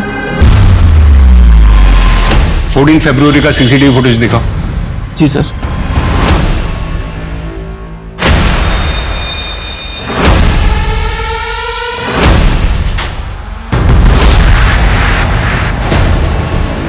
या अंदर का सीसीटीवी फुटेज दिखाओ। सर कुछ दिन पहले ही कैमरा खराब हुआ है। ठीक है, थोड़ी देर के बाद वो लोग बाहर तो निकले होंगे ना, बाहर की फुटेज दिखाओ। Yes sir.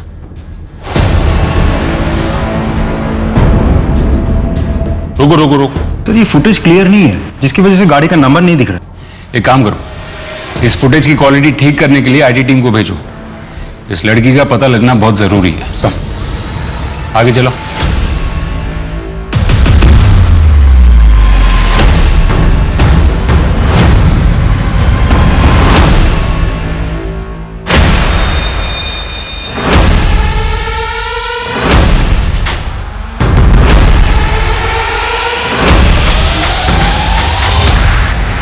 ये कौन है? सर ये तो दिनेश है, पास में ही रहता है सर।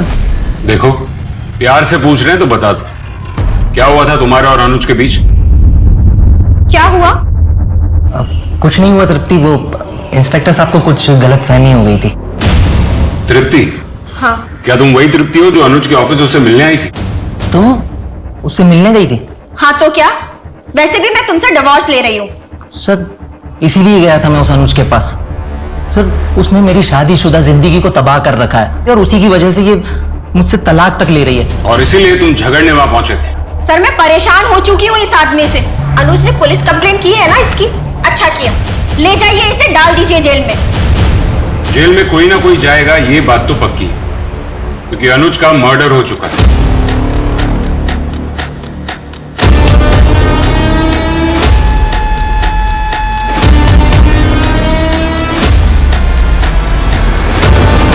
बहन कहाँ है मेरी? मुझे पता लग गया कि तुम्हें किसी सरकार ने नहीं भेजा था। छोड़ो मुझे। बहन कहाँ है मेरी? बचाओ, बचाओ मुझे। क्या हुआ? क्यों छेड़ रहे हो उसको? ये अपना काम करना। ये आदमी पता नहीं कौन है, मेरा रेप करने की कोशिश कर रहा है। सर, उस स्कूटी का पता चल गया है। वो किसी श्रुति सिंह के नाम पर रजिस्टर्ड है। एड्रेस भी मिल गया है। गुड, चलो। सब ये चोट कैसे लगी? वो मैं गिर गई थी। आप और अनुज कब से एक साथ थे? यही कुछ साल भर से। साल भर से? कमाल है।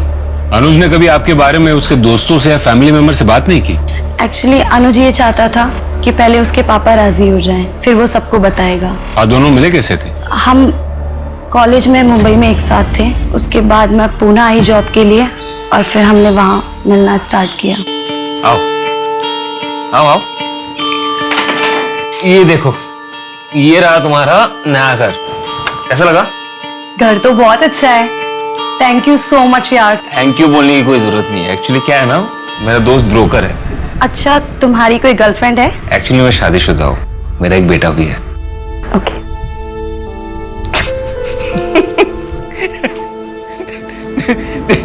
जैसे कॉलेज में थी ना, अभी भी वैसी हो। और तुम भी ना बिल्कुल वैसे ही हो, बिल्कुल नहीं बदले, बिल्कुल नहीं बदले। अनुज के कॉल डिटेल्स में हमें आपके नंबर की एंट्री नहीं दिखी, ऐसा क्यों? एक्चुअली हम कॉल पे ज्यादा बात नहीं करते थे, ऑनलाइन चैटिंग पे बात करते थे। वैसे गिर कैसे गई थी आप? वो मैं जॉगिंग करते वक्त। सर बहुत ही अजीब रिश्ता था दोनों के बीच। फोन पे एक दूसरे के साथ बात नहीं करते थे। 1 साल से एक साथ है, किसी को भनक तक नहीं लगी इस बात की। हाँ, अजीब तो है।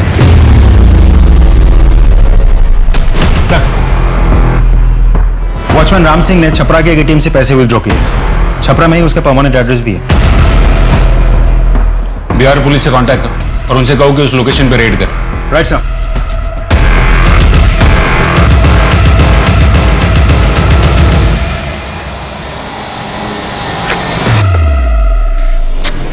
चाबी लाना तो भूल ही गई।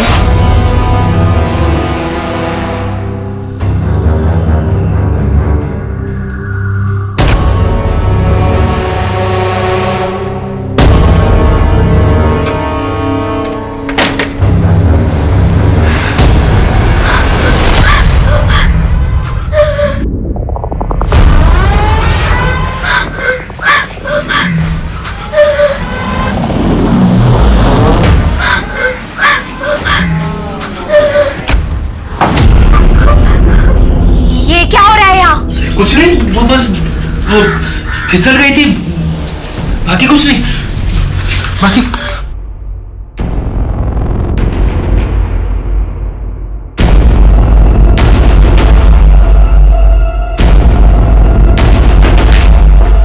ये क्या कर रहे थे तुम? मैं, अरे कुछ नहीं लक्ष्मी, बस झूठ मत बोलो। क्या कर रहे थे तुम? कुछ नहीं लक्ष्मी। छोड़ूंगी नहीं तुम्हें मैं। लक्ष्मी, मैं छोड़ूंगी नहीं।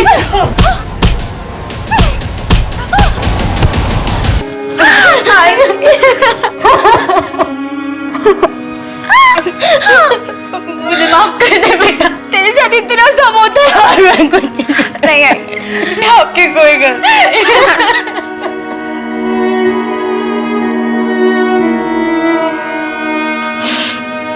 चल। कहाँ? Police station.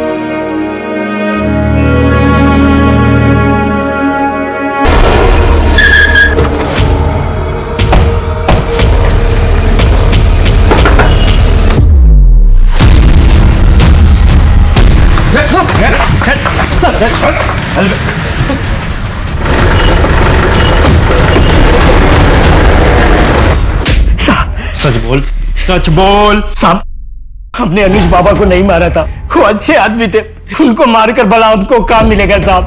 पुलिस से भाग क्यों रहा था? क्यों भाग रहा था? गरीब आदमी उठ डर गया था। पहले ही बिहार में एक केस चल रहा था हम पर, और पुणे में भी केस हो जाता तो हमको काम नहीं मिलता साहब। तूने खून किया ही नहीं तो खून होने के तुरंत बाद ही क्यों भागा तू? खबर फैलने से पहले तुझे पता चल गया कि मर्डर हुआ है। कैसे? तूने किया ही नहीं तो तुझे कैसे पता? वो क्या था कि पुलिस को हमने सोसाइटी में आते देख लिया और सोसाइटी में भी यही बातें हो रही थी, इसलिए भाग गया साहब। अचानक 75,000 रुपए निकालने की क्या जरूरत पड़ गई थी तुझे? काफी लोगों के उधार चुकाने थे साहब, इसलिए मैंने पैसे निकाले, सोचा सबका कर्जा चुकता कर दूं। अच्छा ठीक है, तू सच बोल रहा है झूठ इसका अभी पता चल जाएगा। इसके फिंगरप्रिंट्स लो। क्यों साहब? क्यों? अभी तो तू कह रहा था ना तेरा ऐसे कोई लेना देना नहीं है, फिर उंगलियों के निशान देने में इतना घबरा क्यों रहा है? ये क्या कर रहे हैं आप? चल अंगूठा डाल। डाल। साहब रुकिए, रुकिए साहब, साहब हम बताते हैं। साहब उस दिन हम सोसाइटी में ही थे, ड्यूटी पे था, तभी कुछ टूटने और फूटने की आवाजें सुनाई दी वही आवाज सुनकर मैं वहां पहुंच गया था साहब। बाकी मैंने मर्डर नहीं किया, मैं सच बोल रहा हूं साहब। तूने मर्डर नहीं किया तो किसने किया? बोल।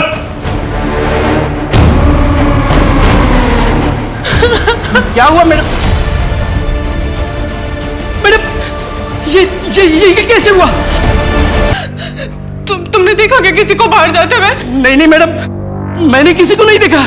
तुम झूठ मत बोलो, तुमने देखा होगा, तुम बाहर ही बैठे थे। मैडम मैं बिल्कुल सच बोल रहा हूँ, मैंने किसी को नहीं दिखाते हुए। इसलिए साहब हमने एटीएम से 75,000 रुपए निकाले और अपने गांव भाग गए, क्योंकि पहले से ही हमारा नाम पुलिस रिकॉर्ड्स में था और फिर से किसी केस में हमारा नाम ना आ जाए, इसलिए मैं यहाँ से भाग गया। सर मैंने नहीं मारा है अनुज भैया को, मैं तो बस चाकू बाहर निकाल रही थी। तो फिर तो चाकू पर तुम्हारे फिंगरप्रिंट्स होने चाहिए थे, वो क्यों नहीं मिले? और जब तुम्हारी माँ घर पर आई उसने तुम्हारे हाथ में चाकू नहीं देखा था। डर के मारे तुमने कपड़े से साफ करके फिंगरप्रिंट्स मिटा दिए। क्यों? जब मारा ही नहीं तो सबूत क्यों मिटाए? सर आप ऐसे ही हवा में इल्जाम लगा रहे हैं, कोई सबूत है आपके पास? एक नई बात सामने आई। सर ये आदमी एनजीओ में घुसा है और वहां पर हंगामा कर रहा था। तो क्यों ना करो हंगामा? तुम्हारा अनुज मेरी बहन को लेके गया था, कहाँ है वो? सर ये बात इससे 10 बार कह चुका हूं।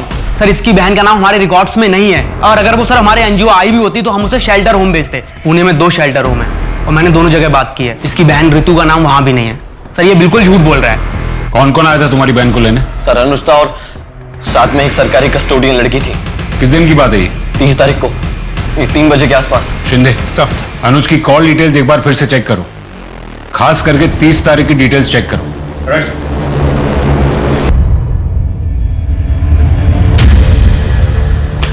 अनुज की कॉल डिटेल से हमें पता चलता है कि 30 तारीख को दोपहर 3:30 बजे के आसपास तुम्हारी उसके साथ बात हुई थी।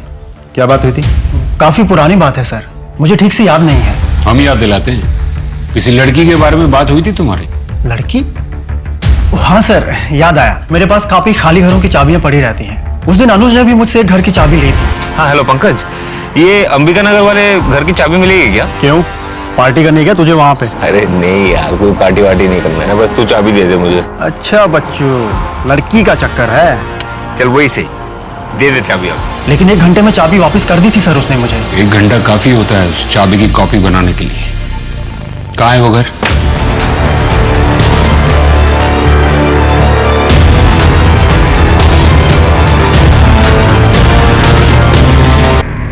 बेटा अनुज भैया तुमको उस दिन घर से लेकर गए, उसके बाद क्या हुआ?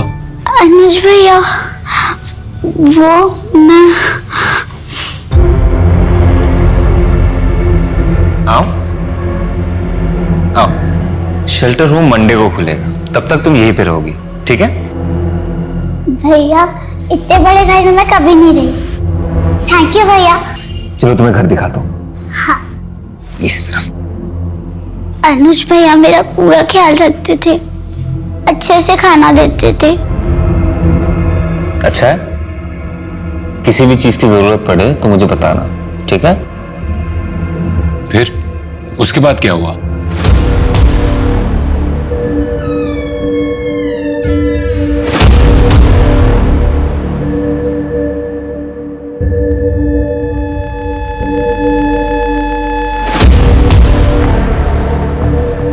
कौन है?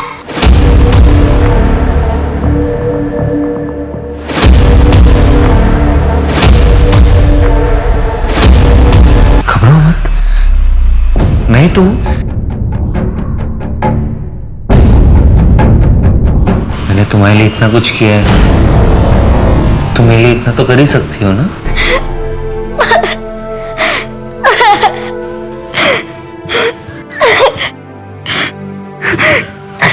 हमने अभी अभी ऋतु को एक खाली घर से रेस्क्यू किया है। तुम तो जानती हो ना ऋतु को?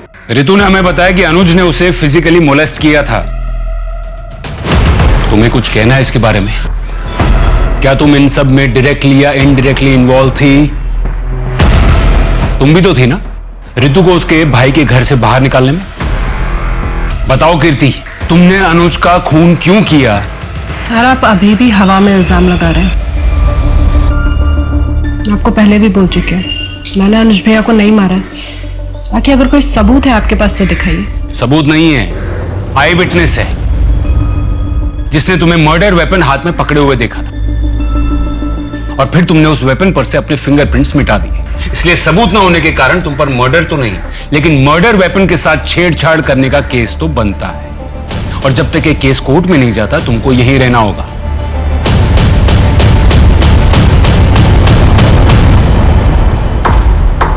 पुलिस ने एक लड़की को बचाया है जिसे अनुज चांदेकर ने बंदी बनाकर रखा था। हो सकता है इसका इस केस से कोई वास्ता ना हो और ना ही मर्डर वेपन पर आपके फिंगरप्रिंट्स मिले हैं। लेकिन मिस कीर्ति चांदेकर मर्डर वेपन हाथ में पकड़े हुए डेड बॉडी के पास आपको देखा है एक आई विटनेस ने। इस सफाई में आप कुछ कहना चाहेंगी? Not guilty. लेकिन उस दिन के बारे में मैं कुछ और बताना चाहती हूँ। बताइए उस दिन क्या हुआ था?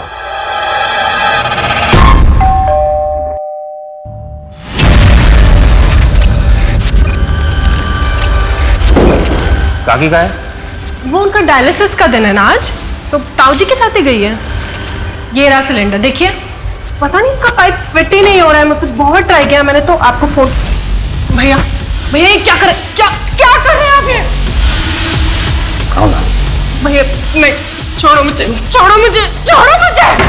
भैया प्लीज मुझे जाने दो, प्लीज छोड़ दो। क्या हो गया तुझे?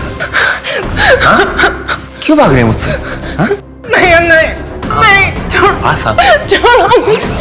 मुझे।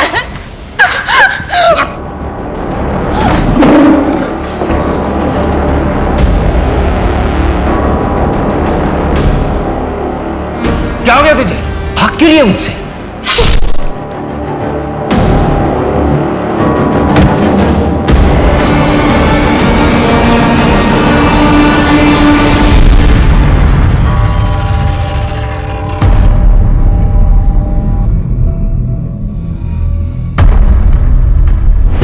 कमाल है, हम उसे पूछते रहे तब वो यही कहती रही कि उसने अनुज का खून नहीं किया। अब यहाँ कोर्ट में उसने सब कबूल कर लिया। पता नहीं कीर्ति ऐसा क्यों बोल रही है। मेरा बेटा अनुज कभी भी ऐसा नहीं कर सकता। सिर्फ कीर्ति नहीं, अनुज भी कितना शरीफ है इस बात को साबित करने के लिए एक और सबूत है हमारे पास। मतलब? एक लड़की की ऐसी हालत है कि वो हॉस्पिटल में है, तो दूसरी बदनामी के डर से इतनी सहम गई है कि अब भी अनुज के मरने के बाद भी वो लोगों से यही कहती है कि वो अनुज की गर्लफ्रेंड थी, जबकि हकीकत ये है कि वो भी कीर्ति की ही तरह अनुज की दरिंदगी का शिकार थी। नहीं, ये क्या बात करें इंस्पेक्टर साहब आप? अनुज बहुत अच्छा लड़का था, कीर्ति का इतना ख्याल करता था। कीर्ति का क्या, हम सबका ख्याल रखता था। अनुज तो अनजाने लोगों की भी मदद किया करता था।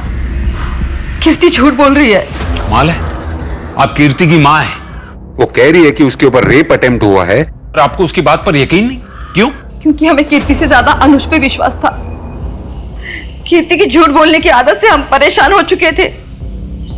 कॉलेज जाने वाली छोटी छोटी बातों को लेके भी वो झूठ बोला करती थी हमसे।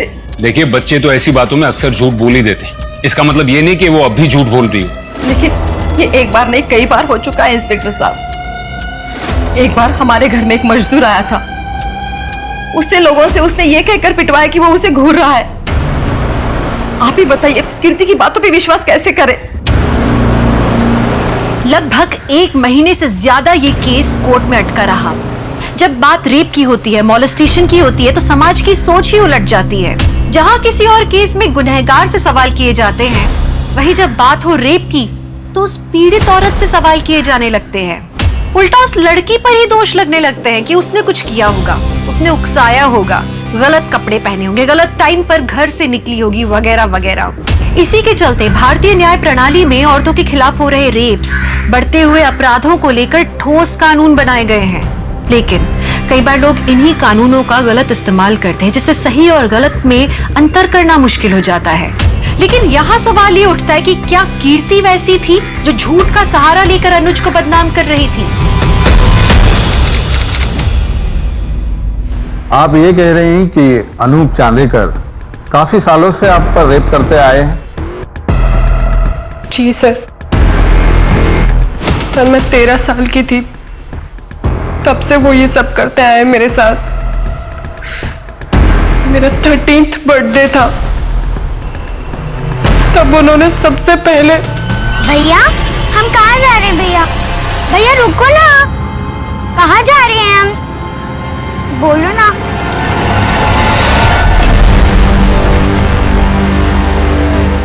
थैंक यू भैया।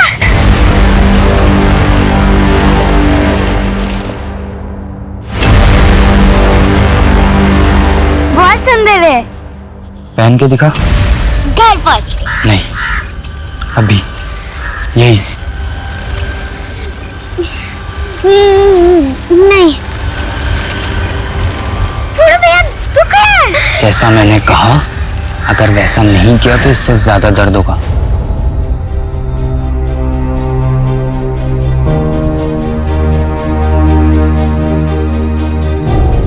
बहुत डर गई थी मैं उस दिन।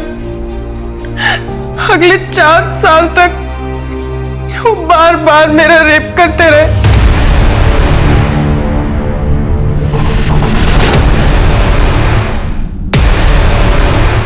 क्या सोच रहे हैं सर? अब तो केस भी सॉल्व हो गया। शिंदे, अभी भी ऐसा लग रहा है जैसे केस की कुछ कड़ियां अब भी जुड़नी बाकी है। मैंने बहुत कोशिश की कि मम्मी को सब कुछ बता दूं। अरे वाह कीर्ति, नई फ्रॉक किसने दी? अनुज भैया ने। कितनी खूबसूरत फ्रॉक है, कितनी छान दिसते तुला। लेकिन इतनी गंदी कैसे हो गई है? वो अनुज भैया ने कहा सामने पहनने के लिए। ठीक है ठीक है, एक गंदी हो गई ना फ्रॉक, जाके बदली कर दे। हाँ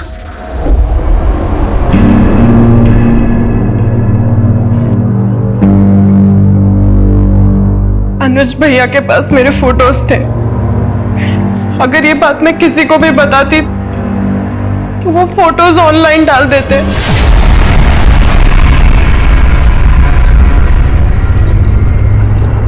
पुलिस के पास कोई सबूत है जिससे ये प्रूव हो सके कि ये एक्ट ऑफ सेल्फ डिफेंस नहीं, प्लान मर्डर था? नहीं मिलॉर्ड। अभी कुछ ही समय पहले सेल्फ डिफेंस का ऐसा ही एक केस मुंबई में सामने आया था। यहाँ की सारी दलीलें सुनने के बाद एक्ट ऑफ सेल्फ डिफेंस के चलते सेक्शन 100 के तहत कोर्ट कीर्ति चांदेकर को बाइज्जत बरी करती है।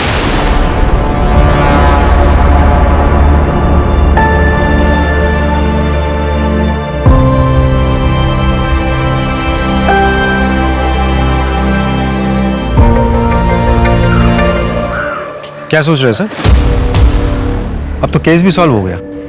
शिंदे, केस खत्म होने में और केस सॉल्व होने में फर्क है। केस खत्म हो गया और कोर्ट ने फैसला भी सुना दिया है, मगर अभी भी ऐसा लग रहा है जैसे केस की कुछ कड़ियां अब भी जुड़नी बाकी है। कीर्ति ने अनुज को घर बुलाया जब ये हादसा हुआ। जब घर में कोई नहीं था उस वक्त गैस खत्म हो गई और वो चाकू भी वहीं टेबल पर पड़ा था। एक ऐसा चाकू जिसके बारे में घर वालों में से किसी को भी नहीं पता। अगर घर वालों में से किसी ने वो चाकू नहीं खरीदा था, इसका मतलब कीर्ति ने वो चाकू खरीदा होगा। आसपास की दुकानों में पता करो।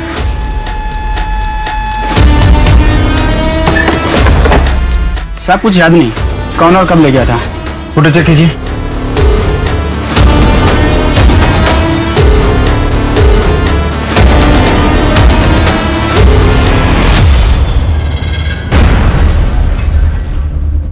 कोर्ट ने तुम्हें सेल्फ डिफेंस के केस में बरी कर दिया, लेकिन तुमने चाकू मर्डर से 2 दिन पहले ही खरीद लिया। क्यों? तुमको पहले से ही पता था कि सेल्फ डिफेंस में उसकी जरूरत पड़ेगी। ये कोई सेल्फ डिफेंस के लिए नहीं, बल्कि बहुत ही शातिर तरीके से प्लान किया गया मर्डर था, है ना? आपको क्या लगता है कोर्ट में हर कोई झूठ ही बोलता है या थोड़ा बहुत सच भी बोलता है? बचपन से मेरे साथ रेप होने वाली बात एकदम सच है। मतलब तुमने जो भी किया वो बदले की भावना से किया। लेकिन एक बात समझ में नहीं आई, अगर तुमको अनुज को मारना ही था तो इतने सालों के बाद क्यों मारा? एक बात बताइए, अगर आपके साथ कभी कुछ बुरा हुआ हो, क्या आप चाहेंगे किसी और के साथ भी वैसा हो? ये किसके लिए? रितु के लिए, नई जिंदगी की जो शुरुआत कर रही है। अच्छा, आप शेल्टर होम में जा रहे हैं ना? मैं भी चलूं आपके साथ? अरे नहीं, वो ज्यादा लोगों से मिलने नहीं देते उसे। इतना जो सहा है उसने अभी। कौन से शेल्टर होम में है वो? जहां पे भी है खुश है। तुम जान के क्या करोगी? ऋतु के साथ वो सब ना हो जो मेरे साथ हो रहा था। उस दिन अनुज के साथ ऋतु के घर मैं ही गई थी। मुझे लग रहा था मैं उसकी मदद कर रही हूँ, लेकिन जब मैंने वो फ्रॉक देखी तब मैं समझ गई कि ऋतु खतरे में है। ऋतु के साथ मैं ऐसा कुछ भी नहीं होने दे सकती थी जो मेरे साथ हुआ है। लेकिन एक बात तो तय है कि तुमने मर्डर किया है, एक प्लान्ड मर्डर। आपको जो सोचना है आप सोच सकते हैं।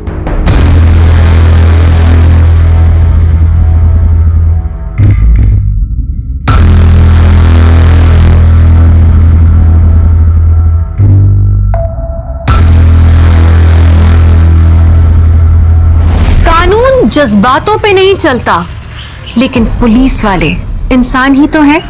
सही और गलत में वो फर्क साफ देख सकते हैं। कीर्ति ने खून किया, लेकिन उसके पीछे उसका इंटेंशन किसी की जान बचाने का था, सेल्फ डिफेंस नहीं, लेकिन डिफेंस तो था। अनुज जैसे दरिंदे अपने नापाक इरादे को पूरा करने के लिए हमेशा मौके की तलाश में रहते हैं, लेकिन हमें उनसे सतर्क रहना चाहिए। कानून के दायरे में रहते हुए हमें सही कदम उठाना चाहिए। अपने हो या पराये, आप सबसे सुरक्षित रहिए, अपना ख्याल रखिए। इसी के साथ मैं दिव्यांका त्रिपाठी दहिया लेती हूँ आपसे विदा। फिर मिलूंगी अगले केस के साथ। आप देखते रहिए क्राइम पेट्रोल सतर्क। जय हिंद। इस तरह के और भी एपिसोड देखने के लिए हमारे चैनल को सब्सक्राइब करें और बेल आइकन दबाना ना भूलें।